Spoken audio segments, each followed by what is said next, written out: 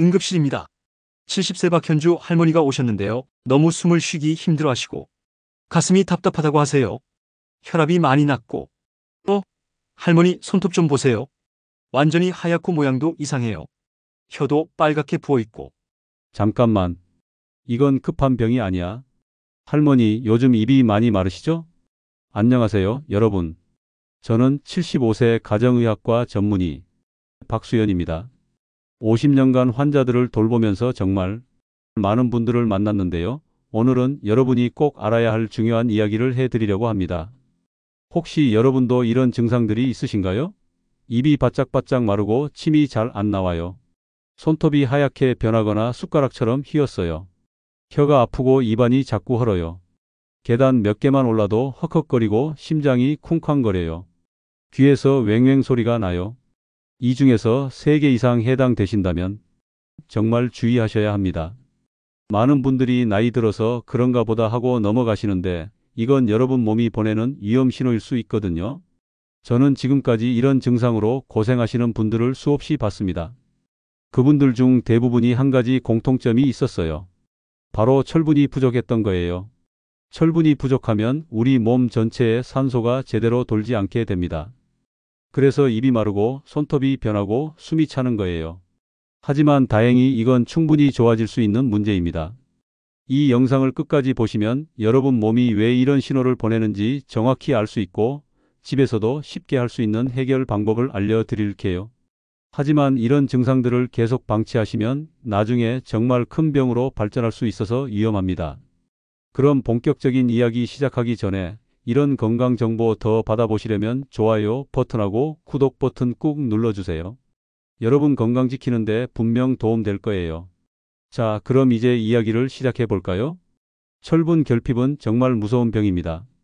왜냐하면 처음에는 증상이 별로 없어서 대부분 놓치거든요.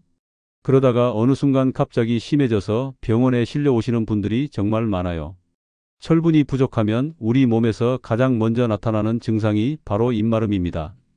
침샘에서 침이 제대로 안 나오게 되거든요. 그래서 물을 마셔도 입이 바짝바짝 마르는 거예요.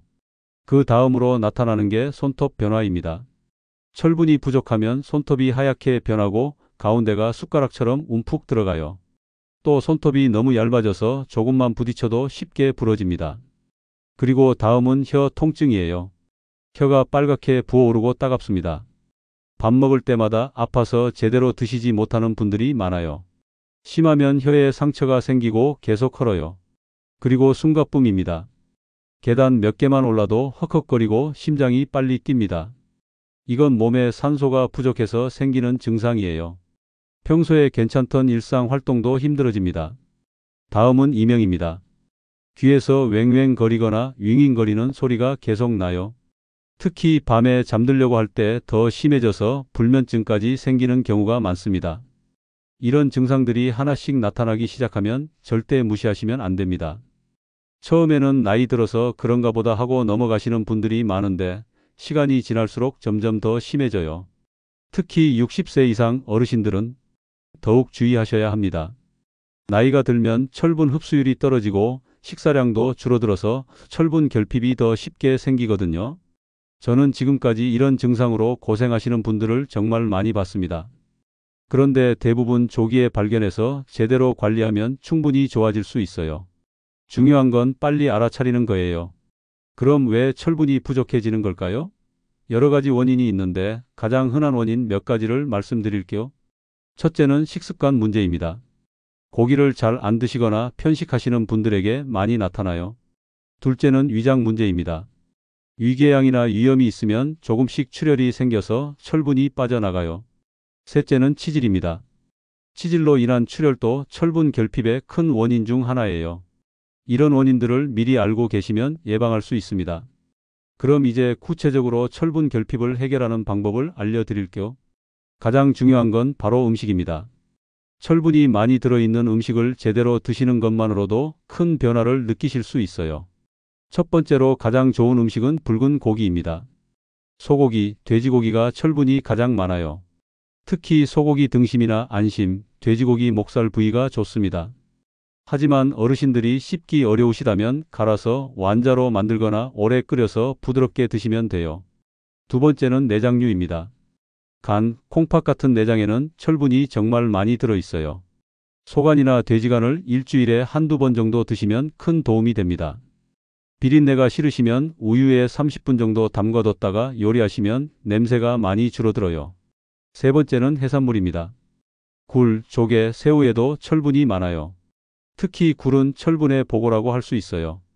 굴국밥이나 굴전을 드시면 맛있게 철분을 보충할 수 있습니다. 네 번째는 달걀입니다. 특히 달걀 노른자에 철분이 많이 들어있어요. 하루에 달걀 하나씩은 꼭 드시길 권해드려요. 완전히 익혀서 드시는 게 좋습니다. 다섯 번째는 생선입니다.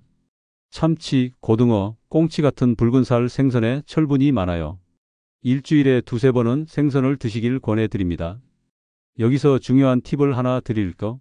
철분 흡수를 도와주는 음식을 함께 드시면 효과가 훨씬 좋아져요. 바로 비타민C가 많은 음식들입니다. 오렌지, 키위, 딸기 같은 과일이나 브로콜리, 피망 같은 야채를 철분이 많은 음식과 함께 드시면 철분 흡수율이 두세 배 증가합니다. 예를 들어 소고기 먹고 나서 오렌지 하나 드시거나 굴국밥에 김치를 곁들여 드시는 거예요. 반대로 철분 흡수를 방해하는 음식도 있어요. 차, 커피, 우유는 철분이 많은 음식과 함께 드시면 안 됩니다. 최소 한두 시간 간격을 두고 드세요. 식물성 철분도 있어요. 시금치, 미역, 김, 검은콩, 팥 같은 음식들인데요. 하지만 식물성 철분은 동물성 철분보다 흡수율이 떨어져요. 그래서 동물성 음식을 우선적으로 드시는 게 좋습니다. 특히 어르신들은 이런 점을 꼭 기억하세요. 나이가 들면 위산 분비가 줄어들어서 철분 흡수가 어려워져요. 그래서 더욱 철분이 많은 음식을 의식적으로 드셔야 합니다. 만약 음식만으로 부족하다면 철분제를 드시는 것도 방법이에요. 하지만 철분제는 속이 쓰릴 수 있으니까 식후에 드시고 변비가 생길 수 있으니까 물을 충분히 드세요. 가장 중요한 건 꾸준함입니다. 하루 이틀 먹는다고 바로 좋아지는 게 아니에요. 최소 3개월은 꾸준히 드셔야 확실한 효과를 보실 수 있어요. 실제로 제가 치료한 환자분 사례를 몇 가지 말씀드릴게요. 작년에 오신 72세 유영자 할머니는 입이 너무 말라서 밤에 잠을 못 주무셨어요. 손톱도 완전히 하얗게 변해 있었고요. 검사해 보니 철분 수치가 정상의 절반도 안 됐습니다. 할머니께 소고기와 달걀을 꾸준히 드시라고 했더니 한 달 만에 입마름이 많이 좋아지셨어요. 3개월 후에는 손톱 색깔도 분홍빛으로 돌아왔고 6개월 후에는 완전히 정상이 되셨습니다. 또 다른 65세 김민식 할아버지는 계단만 올라도 숨이 차서 2층 집을 포기하려고 하셨어요. 그런데 굴과 간을 일주일에 2번씩 드시니까 2달 만에 숨가쁨이 사라졌습니다. 지금은 등산도 다니세요. 하지만 여기서 중요한 주의사항들이 있어요. 첫 번째, 너무 성급하게 생각하지 마세요. 철분 결핍은 몇 년에 걸쳐 서서히 생긴 문제예요. 그래서 회복도 시간이 걸립니다. 최소 3에서 6개월은 꾸준히 관리하셔야 해요. 두 번째, 철분제를 무작정 많이 드시면 안 됩니다. 철분이 너무 많으면 오히려 독이 될 수 있어요. 속쓰림, 변비, 구토가 생길 수 있습니다. 반드시 의사와 상담 후에 적정량을 드세요. 세 번째, 다른 약물과의 상호작용을 주의하세요. 철분제는 일부 약물의 흡수를 방해할 수 있어요. 혈압약, 당뇨약, 갑상선약을 드시는 분들은 시간 간격을 두고 드셔야 합니다. 네 번째, 이런 증상이 있다고 무조건 철분 결핍은 아니에요. 비슷한 증상을 보이는 다른 병들도 있거든요. 당뇨병, 갑상선 질환, 심장병도 비슷한 증상이 나타날 수 있어요. 그래서 정확한 검사가 필요합니다. 다섯 번째, 숨겨진 출혈이 없는지 확인하세요. 위궤양, 치질, 용종 등으로 인한 출혈이 있으면 철분을 아무리 보충해도 소용없어요. 근본 원인을 먼저 치료해야 합니다. 여섯 번째, 임의로 진단하지 마세요. 인터넷 정보만 보고 나는 철분 결핍이야 하고 단정하시면 위험해요. 반드시 병원에서 정확한 검사를 받으시길 바랍니다. 일곱 번째, 식습관을 갑자기 바꾸면 안 돼요. 평소 고기를 안 드시던 분이 갑자기 많이 드시면 소화불량이 생길 수 있어요. 조금씩 양을 늘려가면서 적응하세요. 여덟 번째, 다른 영양소도 함께 챙기세요. 철분만 보충한다고 되는 게 아니에요. 단백질, 비타민 B12, 엽산도 함께 부족하면 빈혈이 완전히 좋아지지 않아요. 9번째, 정기적인 검사가 중요해요. 3개월마다 한 번씩은 피검사를 받아서 철분 수치를 확인하세요.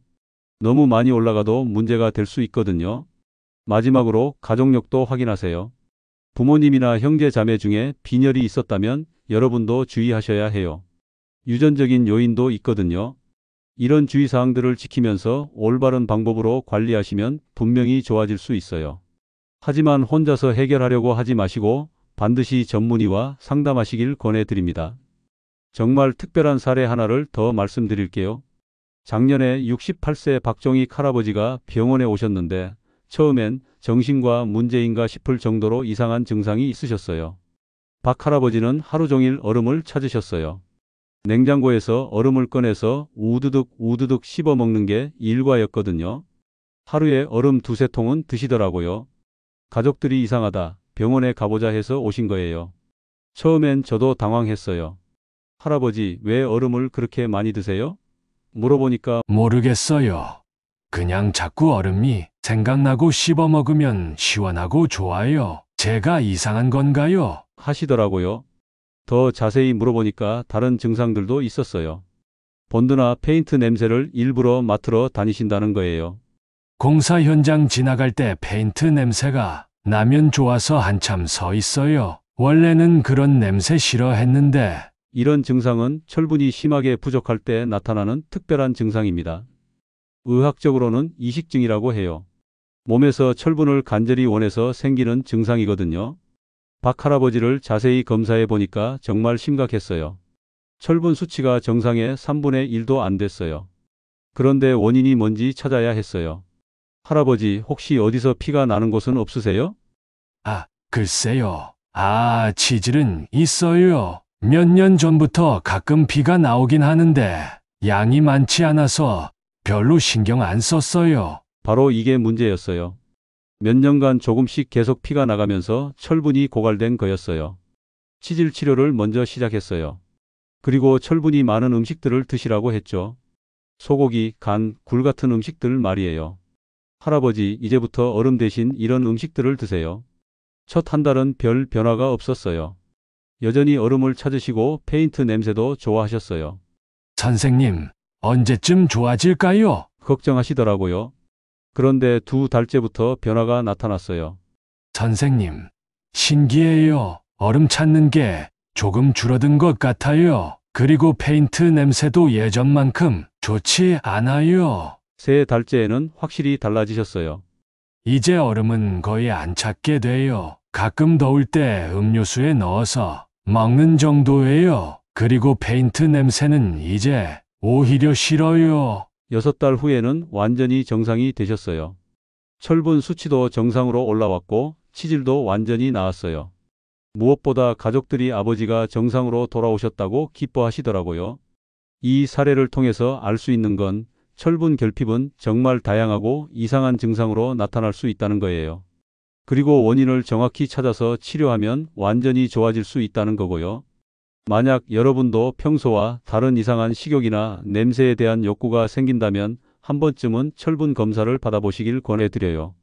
또 하나 잊을 수 없는 환자분이 계세요. 74세 김정혜 할머니인데 정말 안타까운 경우였어요. 할머니가 처음 병원에 오셨을 때 거의 걸어 다니기도 힘들어 하셨거든요. 김 할머니는 며느리가 부축해서 겨우 들어오셨어요. 선생님, 저희 어머니가 요즘 너무 이상해요. 맨날 누워만 계시고, 밥도 잘 안 드시고, 말씀도 거의 안 하세요. 혹시 치매가 온 건 아닐까요? 할머니를 보니까 얼굴이 완전히 하얗더라고요. 그리고 숨소리가 거칠었어요. 할머니, 어디가 제일 힘드세요? 물어보니까 모든 게 다 힘들어요. 일어나는 것도 힘들고, 화장실 가는 것도 힘들고. 더 자세히 물어보니까 할머니는 3년 전에 할아버지를 잃으셨어요. 그 이후로 식욕이 없어져서 거의 죽이나 미음만 드셨다고 해요. 고기는 혼자 먹기 싫어서 안 먹었어요. 그냥 간단하게 때우고 살았죠. 손을 보니까 정말 심각했어요. 손톱이 완전히 하얗고 숟가락처럼 휘어져 있었어요. 그리고 아래 눈꺼풀을 당겨보니까 거의 흰색이더라고요. 정상이면 분홍빛이 돌아야 하는데 말이에요. 할머니, 요즘 변은 어떠세요? 변이요? 사실 거의 안 나와요. 먹는 것도 별로 없으니까. 그리고 가끔 나와도 색깔이 이상해요. 검은색으로 나올 때가 있어요. 이 말을 듣고 더 걱정이 됐어요. 검은 변은 위장에서 출혈이 있다는 신호거든요. 검사를 해보니까 정말 심각했어요. 철분 수치가 거의 바닥이었고 위에는 여러 개의 궤양이 있었어요. 할머니, 속이 아프지 않으셨어요? 아, 그거야. 늘 아팠어요. 특히 밤에 쓰리고. 그래서 소화제 많이 먹었어요. 그런데 소화제 먹으면 속이 더 아픈 것 같아서 그냥 참았어요. 바로 이게 문제였어요. 할머니는 속이 아픈데도 제대로 치료받지 않고 영양 섭취도 제대로 안 하시면서 몇 년간 지내신 거였어요. 위궤양에서 조금씩 피가 나가면서 철분이 완전히 고갈된 상태였고요. 가장 안타까운 건 가족들도 몰랐다는 거예요. 어머니가 연세도 있으시고 아버지 돌아가시 후로 우울해하시는 것 같아서 그러려니 했어요. 설마 이런 병이 있을 줄은. 치료를 시작했는데 할머니 상태가 너무 심해서 입원을 하셔야 했어요. 우선 위궤양부터 치료하고 철분을 천천히 보충해야 했거든요. 갑자기 많이 주면 오히려 위험할 수 있어서요. 첫 일주일은 정말 힘들었어요. 할머니가 선생님, 제가 살 수 있을까요? 이제 죽을 때가 된 건 아닐까요? 하시면서 포기하려고 하셨어요. 하지만 2주째부터 조금씩 변화가 보였어요. 얼굴에 살짝 혈색이 돌기 시작했고 목소리도 조금씩 힘이 생겼어요. 오늘은 왠지 기분이 조금 나은 것 같아요. 한 달 후에는 확실히 달라지셨어요. 혼자서 일어나실 수도 있게 됐고 밥맛도 조금씩 돌아오셨어요. 며느리야, 오늘은 미역국 말고 다른 것도 먹고 싶다. 3달 후에 퇴원하실 때는 정말 다른 사람 같았어요. 혼자서 걸어 다니시고 손톱 색깔도 거의 정상으로 돌아왔어요. 무엇보다 웃음을 되찾으신 게 가장 기뻤어요. 6개월 후 외래에서 됐을 때는 깜짝 놀랐어요. 집에서 직접 반찬도 만들어 드시고 가까운 마트도 혼자 가신다고 하시더라고요. 선생님, 이제 살 맛이 나요. 며느리한테 패 끼치지 않아서 좋아요. 이 사례를 통해서 느낀 건 고령의 어르신들은 증상이 천천히 나타나서 본인도 가족도 모르는 경우가 많다는 거예요. 그래서 정기적인 검사가 정말 중요합니다. 이제 가장 중요한 예방법에 대해 말씀드릴 거. 철분 결핍은 미리 예방하는 게 치료보다 훨씬 쉽고 효과적입니다. 특히 60세 이상 어르신들은 더욱 신경 써서 예방하셔야 해요. 우선 규칙적인 식사가 가장 중요합니다. 하루 3끼를 거르지 마시고 특히 아침 식사를 꼭 드세요. 나이가 들면 식욕이 떨어지는데 그래도 조금씩이라도 꾸준히 드시는 게 중요해요. 그리고 일주일에 최소 3-4번은 고기를 드세요. 고기는 비싸고 소화도 안 된다 하시는 분들이 많은데 꼭 비싼 부위를 드실 필요는 없어요. 목살, 앞다리살 같은 저렴한 부위도 철분이 충분히 들어있어요. 고기 드시기 힘드시면 다르게 요리해 보세요. 갈아서 완자로 만들거나 오래 끓여서 부드럽게 만든 곰탕, 갈비탕도 좋아요. 중요한 건 조금씩이라도 꾸준히 드시는 거예요. 또 달걀을 매일 하나씩 드세요. 달걀은 완전 식품이라고 할 만큼 영양이 풍부해요. 특히 노른자에 철분이 많이 들어있어요. 삶은 달걀, 계란찜, 달걀국 어떤 형태로든 좋으니까 매일 드시길 권해드려요. 그리고 해산물을 자주 드세요. 굴, 조개, 새우, 참치, 고등어 같은 해산물에도 철분이 많아요. 특히 굴은 철분의 왕이라고 할 수 있어요. 굴국밥, 굴전, 굴무침 등으로 드시면 맛있게 철분을 보충할 수 있어요. 비타민C가 많은 과일을 함께 드세요. 오렌지, 키위, 딸기, 토마토 같은 과일을 철분이 많은 음식과 함께 드시면 흡수율이 2-3배 높아져요. 식사 후 디저트로 과일 하나씩 드시는 습관을 만드세요. 그런데 차와 커피는 식사 시간을 피해서 드세요. 차나 커피에 들어있는 성분이 철분 흡수를 방해해요. 식사 1-2시간 후에 드시는 게 좋습니다. 정기적인 건강검진을 받으세요. 1년에 한 번은 피검사를 받아서 철분 수치를 확인하세요. 특히 여성분들은 폐경 후에도 철분 결핍이 올 수 있으니까 더욱 주의하셔야 해요. 추가로 위장 건강을 챙기세요. 위염이나 위궤양이 있으면 철분 흡수가 어려워지고 출혈로 인해 철분이 빠져나갈 수 있어요. 속이 쓰리거나 아프면 참지 말고 병원에 가세요. 또한 치질이 있으면 빨리 치료하세요.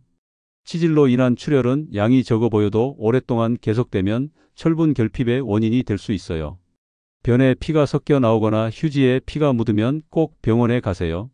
그리고 변비를 예방하세요. 변비가 있으면 치질이 생기기 쉽고 장에서 영양소 흡수도 떨어져요.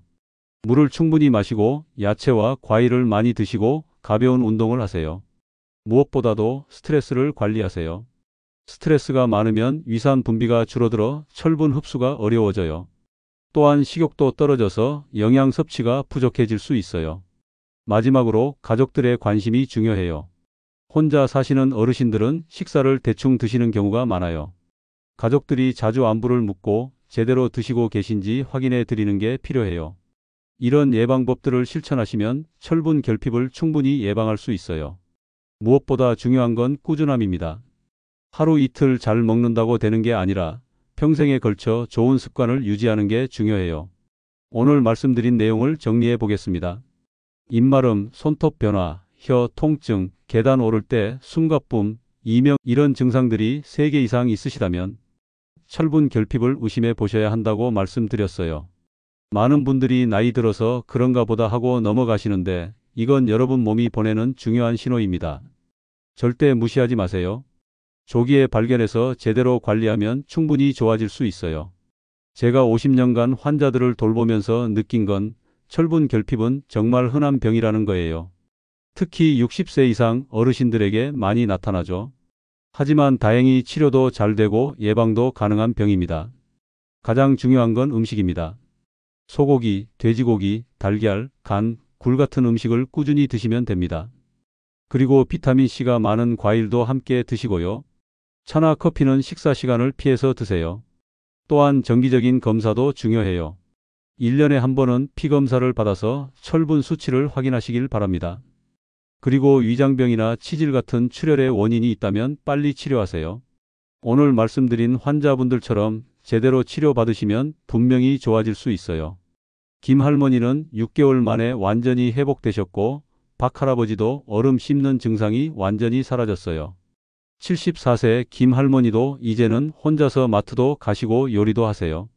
여러분도 포기하지 마시고 적극적으로 관리하시길 바랍니다. 건강은 스스로 지키는 거예요. 조금만 신경 쓰시면 충분히 건강하게 오래 사실 수 있어요. 끝으로 당부드리고 싶은 말씀은 혼자서 해결하려고 하지 마세요. 증상이 있으시면 반드시 병원에 가서 정확한 검사를 받으시길 바랍니다. 인터넷 정보만 보고 자가 진단하시면 위험해요. 그리고 가족분들께도 부탁드려요. 부모님이나 조부모님께서 이런 증상을 호소하시면 나이 들어서 그래 하고 넘어가지 마시고 병원에 모시고 가세요. 조기 발견이 정말 중요합니다. 오늘 이 영상이 여러분의 건강에 조금이라도 도움이 되었으면 좋겠어요. 건강한 노후를 위해서는 작은 신호도 놓치지 않는 세심함이 필요합니다. 앞으로도 이런 유익한 건강 정보를 계속 전해드릴 테니까 구독 버튼과 알림 설정 꼭 눌러주세요. 그리고 주변에 이런 증상이 있으신 분들이 계시다면 이 영상을 꼭 공유해 주세요. 여러분 모두 건강하시고 행복한 하루 보내세요. 감사합니다.